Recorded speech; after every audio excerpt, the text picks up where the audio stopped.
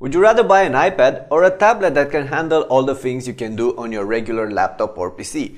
Today we're going to answer this question by comparing the latest Apple iPad with the Asus VivoTab Smart running Windows 8. So let's get going.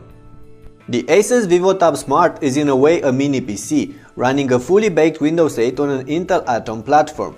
This way it offers both the full Metro experience with tiles and touch-friendly apps you can download from the Windows Store, but also can handle most of the software you have already installed on your regular Windows computers.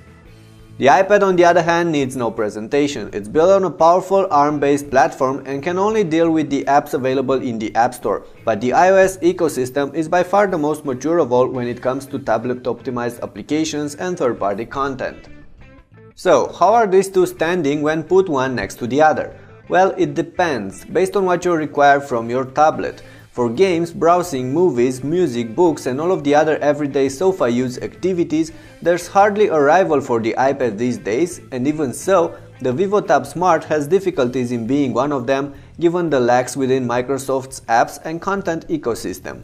That doesn't mean that you can't do all of those things mentioned above on the Asus. You can, but you're not going to get the same experience due to poor optimized applications or the lack of certain types of apps and content altogether.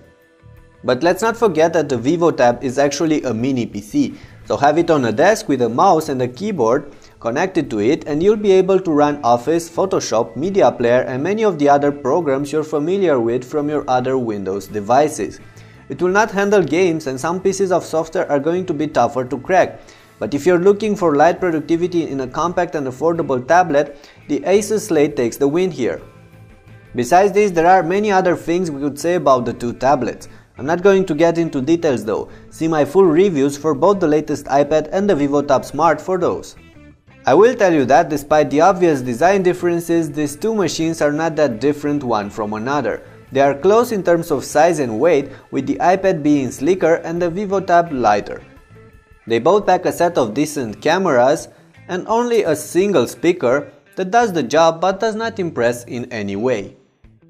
They are both capable when it comes to connectivity options, packing wireless, Bluetooth and cellular, and they both can really hold their breath on each charge, although the iPad tends to last longer than the Asus in most cases. For instance, the Apple Slate can loop a 720p video for more than 12 hours, while the Asus will give up after about 9. There are however some things setting them apart. The Asus offers more ports than the iPad and a microSD card slot for expanding the storage space. But probably the only one that really matters is the difference between the screens. While the iPad packs an IPS panel with 2048 by 1536 pixel resolution, on the Asus there's also an IPS panel but only with the standard 1366 by 768 pixel resolution.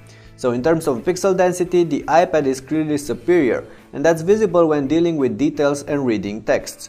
Also, when it comes to colors, contrast and brightness, the iPad is still above its rival, although the VivoTab screen is definitely above average too.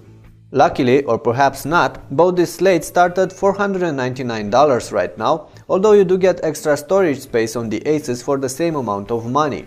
But at least prices are not another criteria we have to consider when comparing the iPad and the Asus VivoTab. All this being said, it might look like the Asus Tab can do what the iPad does and something on top, which is true, theoretically. It's just not as good as doing the things most people do on tablets as the iPad is. That's why I still think that Apple Slate is going to be a more suitable pick for the average consumer.